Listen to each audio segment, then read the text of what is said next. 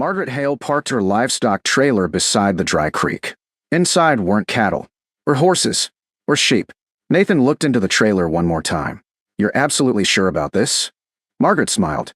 "I've never been more sure." A flat tail slapped against the water tub. Then another. 6 beavers blinked back at them. "Healthy, calm, ready." Nathan laughed. "I still can't believe we're moving beavers." Margaret unlatched the trailer gate. "They've been moving water longer than we've been building dams." One by one, the beavers waddled toward the creek. Most people would have laughed at the sight. In fact, most people already had. The Hale Ranch covered nearly 3,000 acres of rolling grassland. Decades earlier, a lively creek wound through its center year-round. Samuel Hale remembered catching minnows there as a boy. Margaret remembered something different. Dust. By the time she inherited the ranch, the creek flowed only after heavy rain. For the rest of the year, it was nothing more than a winding ribbon of cracked clay. Every summer looked the same. Pastures browned. Stock ponds shrank. Wells dropped lower. The cattle gathered around the few remaining water tanks. Everyone blamed the drought. Samuel blamed the creek. When Margaret was 13, she found him standing beside the dry creek bed. He held an old black and white photograph. "What are you looking at?" He handed it to her. The picture showed the same creek, only it wasn't dry. Children stood knee-deep in flowing water. Cottonwoods reflected in deep pools. She frowned. "This can't be here." Samuel nodded. "It was." "What happened?" He pointed upstream. The water got faster. She looked confused. "Isn't faster better?" He shook his head. "No." Silence. Water that leaves quickly never stays long enough to help anyone. Those words stayed with her. Years later, while attending a watershed restoration conference, Margaret wandered into a presentation few ranchers attended. The speaker wasn't discussing irrigation systems. He wasn't discussing bigger reservoirs. He was discussing beavers. Photographs filled the screen. Dry valleys transformed into wetlands. Seasonal streams flowing year-round. Rising groundwater. Recovering grasses. Healthy wildlife. Margaret listened for 2 straight hours. Afterward, she introduced herself. "You really use beavers?" The ecologist smiled. "We mostly let beavers use themselves." He explained how their dams slowed water naturally. Instead of racing downstream after every storm, rain spread into floodplains. The ground absorbed it. Groundwater recharged. Creeks remained wet months longer. Margaret asked dozens of questions. How many beavers? How much land? Would cattle coexist? Could damaged creeks recover? The ecologist answered every one. When she returned home, she opened Samuel's notebooks. One entry caught her attention. Found old beaver stumps near Willow Creek. Grandpa said the last colony disappeared before I was born. Margaret closed the notebook. Maybe the solution had lived here once already. The county didn't share her excitement. Naturally, Saturday morning filled the diner. Dale Harper folded his newspaper. "You hear what Margaret's bringing home?" Rick looked up. "What now?" "Beavers." Silence. Then laughter erupted. "Beavers." Dale nodded. "Real ones." Another rancher grinned. "What's next?" "Moose." More laughter. Someone shook his head. "She's importing rodents now." Margaret walked inside carrying fence staples. Dale waved. "Morning. Morning." He smiled. "So." She laughed. "So. How's the beaver ranch?" "They're working." The room laughed again. "What exactly are they building?" Margaret smiled. "I hope."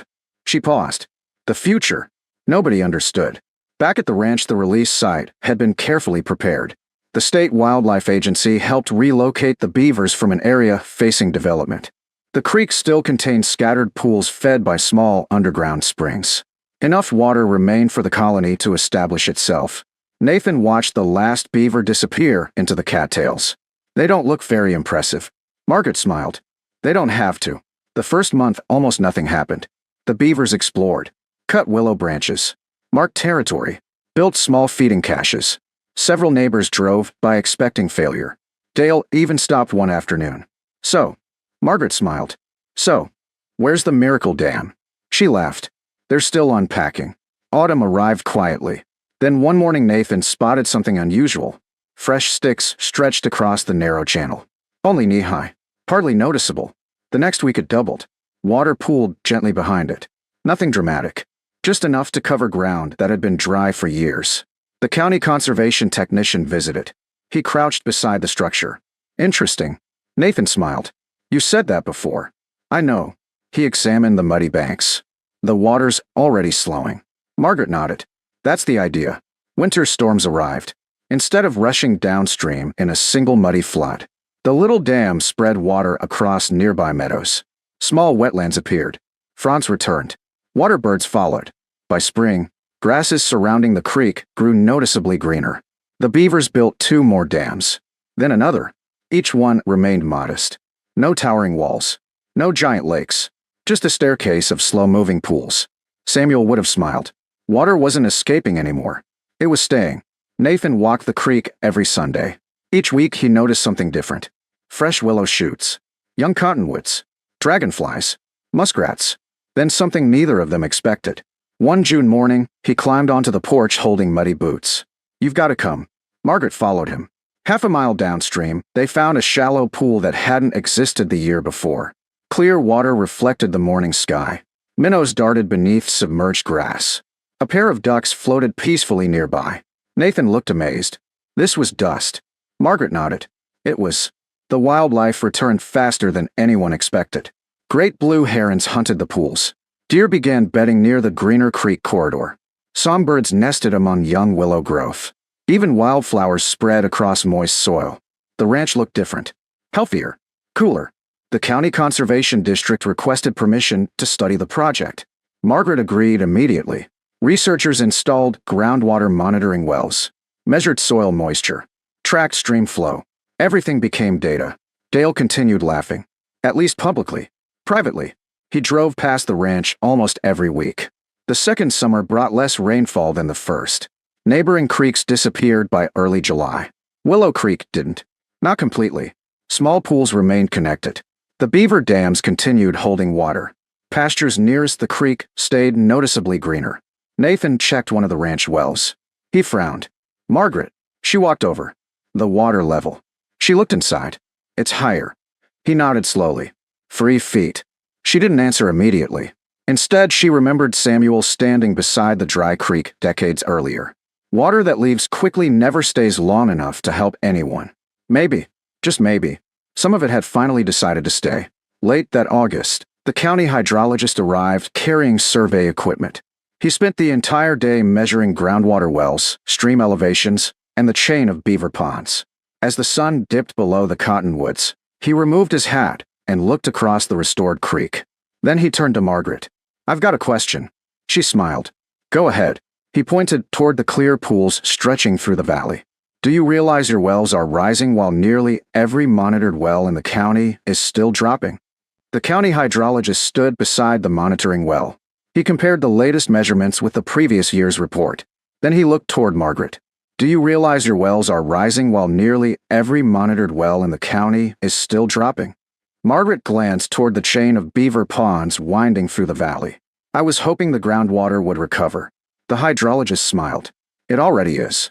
Nathan stepped closer. "How much?" The hydrologist held up the report. "Nearly 4 feet." Nathan blinked. "In 2 years." He nodded. "That's extraordinary." Margaret looked toward the slow-moving creek. Samuel had been right. The water hadn't disappeared. It had simply stopped staying. Now it was returning. Not because they dug deeper wells. Because they slowed the creek. News spread quickly. At first, neighboring ranchers dismissed it as coincidence. Then the county conservation district published its first monitoring report. Groundwater levels, soil moisture, vegetation surveys. Everything pointed in the same direction. The restored beaver corridor was holding water across the landscape long after storms had ended. The next spring brought below-average rainfall. Again, most ranchers grew nervous. Margaret simply walked the creek. The ponds remained connected. Water seeped quietly into the surrounding meadows. Fresh willow shoots stretched toward the sky. Cottonwood seedlings appeared where cracked mud had existed only a few years earlier. The cattle noticed first. Instead of crowding around stock tanks, they naturally spread across the greener creek bottoms. Cool season grasses remained lush weeks longer than neighboring pastures. Nathan smiled. They're grazing places they ignored for years. Margaret nodded. Because the grass came back. The county veterinarian visited during summer vaccinations. He paused beside one of the largest beaver ponds. Red-winged blackbirds called from the cattails. Dragonflies skimmed the water. A pair of sandhill cranes landed nearby. He looked around in amazement. I've driven this road for 20 years. Margaret smiled. I know. I've never seen this much wildlife. She laughed softly. They were waiting for the water. Late that July, the first true drought arrived. Not just a dry spell. A real drought. Temperatures climbed above 100 degrees for weeks. Neighboring creeks disappeared. Farm ponds shrank into muddy puddles. Several ranchers began hauling emergency water for livestock. The Hale Ranch looked different. The creek still flowed. Not rapidly. Not dramatically. Just enough. The chain of beaver ponds slowly released stored groundwater back into the channel. Grass nearest the creek stayed green. Cottonwoods held their leaves. The valley remained alive. Dale Harper stopped at the ranch one blistering afternoon. He climbed from his truck carrying an empty water jug. You busy? Margaret smiled. Never too busy. He looked across the valley. I don't understand. She waited. My creek dried up in May. He pointed toward Willow Creek. Yours is still running. Margaret handed him a pair of boots. Come walk with me. Together they followed the creek for nearly a mile. Every few hundred yards another beaver dam appeared. Some only waist high. Others barely noticeable beneath thick grasses. Water quietly spilled over each one. Never rushing. Always moving slowly. Dale finally stopped. I expected one giant dam. Margaret smiled. So did everyone else. He looked across the valley. They built dozens. She nodded. Each one slows the water a little. Silence settled between them. Then Dale asked quietly, would they work on my ranch? Margaret smiled. If your creek wants them. That autumn, the County Conservation District organized its first ranch tour. More than 100 landowners arrived. Hydrologists, wildlife biologists, extension agents, cattle producers, university researchers. They expected giant engineering projects. Instead, they found beavers. The lead ecologist addressed the group beside one of the ponds. We didn't build this. He pointed toward the woven sticks, mud, and flowing water. They did. The crowd watched a beaver swim across the pond carrying a willow branch. Someone laughed softly. The ecologist smiled. That's your restoration crew. The audience laughed, then quietly applauded. Several ranchers stayed long after the tour ended. They asked practical questions. Would dams flood fences? How would cattle cross? Would predators increase? Margaret answered honestly. Some fences needed adjustment. Some crossings required culverts. Management mattered. The beavers weren't magic. They were partners. The following winter brought unusually heavy snow. Spring runoff surged through the valley. Neighboring creeks flooded violently before drying within weeks. Willow Creek behaved differently. Each beaver dam slowed another wave of water. Overflow spread gently into the floodplain. Sediment settled naturally. The water soaked into the ground instead of racing away. The hydrologist returned. He smiled while studying stream gauges. You know what's remarkable? Margaret looked over. What? This creek isn't just holding water. He paused. It's storing it underground. Nathan laughed. So Grandpa was right. Margaret smiled. He usually was. By the third year, remarkable changes appeared beyond the creek itself. Several old springs began flowing again. Tiny at first, then steadily. One spring hadn't run since Margaret was a child. Samuel had once marked it on an old ranch map. Nathan found the map inside a drawer. He held it beside the flowing spring. The location matches. Margaret stared quietly. For several moments, neither spoke. The spring had returned exactly where Samuel remembered. Word spread throughout the county. The newspaper published aerial photographs. The difference stunned everyone. The Hale Ranch contained a long ribbon of green stretching through otherwise brown country. The headline read, Beavers help bring water back to local ranch. Soon documentary filmmakers visited. Universities sent graduate students. State wildlife agencies used the ranch as a demonstration site. School children toured the valley each spring. One little girl watched a beaver swim across the pond. She asked Margaret, Did you teach them to build dams? Margaret laughed. No. Who did? They've been teaching each other for thousands of years. The girl smiled. So you just let them work? Margaret nodded. Exactly. One quiet evening, Dale Harper walked beside Margaret along the creek. The setting sun reflected across dozens of ponds. Beavers swam silently through the reeds. Frogs called from the wetlands. Deer stepped carefully to the water's edge. He folded his arms. You know what still bothers me? Margaret smiled. What? I laughed. You did. I called them rodents. She nodded. You weren't alone. He looked across the valley. I thought you were bringing a problem onto your ranch. Margaret picked up a smooth stone from the creek bank. No. What then? I was bringing back workers. Dale laughed. I suppose they never asked for a paycheck. They're paid in willow trees. The sun slowly disappeared beyond the hills. Water continued slipping gently from one beaver pond to the next. Margaret remembered the old black and white photograph Samuel had shown her decades earlier. The creek full of water. Children laughing. Cottonwoods reflected in deep pools.